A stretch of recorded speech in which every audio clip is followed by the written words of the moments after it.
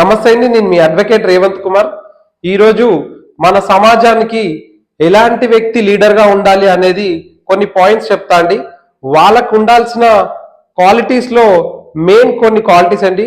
First quality వచ్చి social commitment, సామాజిక బాధ్యత. అంటే సోషల్ కమిట్మెంట్ అంటే ఎక్కడైనా ఏదైనా తప్పు జరుగుతుంటే దాన్ని నిలదీసే తత్వము ఆ లీడర్లో ఉండాలండి. రూల్ నెంబర్ 2 వచ్చి అతనికి క్లియర్ కమ్యూనికేషన్ ఉండాలండి.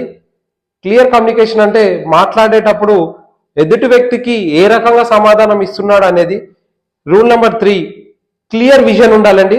అంటే నెక్స్ట్ వచ్చే దాంట్లో నేను ఎలాంటి స్టెప్స్ తీసుకోవాలి, ఏదైనా పబ్లిక్ ఏదైనా కష్టం వచ్చినా కూడా ఆ పబ్లిక్ కి నేను తీసుకుంటే నిర్ణయం రైటా రాంగ్ అనేది అతనికి ఆ విజన్ అనేది ఉండాలండి.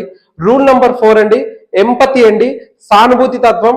ఒక వ్యక్తి వచ్చి ఆ లీడర్ కి తన బాధలు చెప్పే టైంలో అతను ఏ రకంగా సానుభూతి తత్వంగా వింటున్నాడు అనేది ఆ లీడర్ కు ఉండాలండి.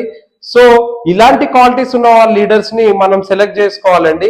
ఇంకొకటి అండి, ఆ లీడర్ కి క్వాలిఫికేషన్ కూడా మీరు ఒకసారి చెక్ చేసుకోండి. ఒకవేళ క్వాలిఫికేషన్ లేకపోయినా కూడా ఆ లీడర్ కి సోషల్ కమిట్మెంట్ ఉన్నాయి అని అంటే అలాంటి వాళ్ళని కూడా మనము సెలెక్ట్ చేసుకోవచ్చండి. సో ఈ రోజు మనం వేసే ఓటు రేపటి రోజులో మన యొక్క బాధ్యత, మన యొక్క ఫ్యూచర్ డిసైడ్ అయి ఉంటుంది కాబట్టి సో మనం రైట్ లీడర్ ని చూస్ చేసుకోవాలండి. సో ఈ వీడియో ఎవరికైతే ఉపయోగపడుతుందో వాళ్ళు షేర్ చేయండి. జై హింద్.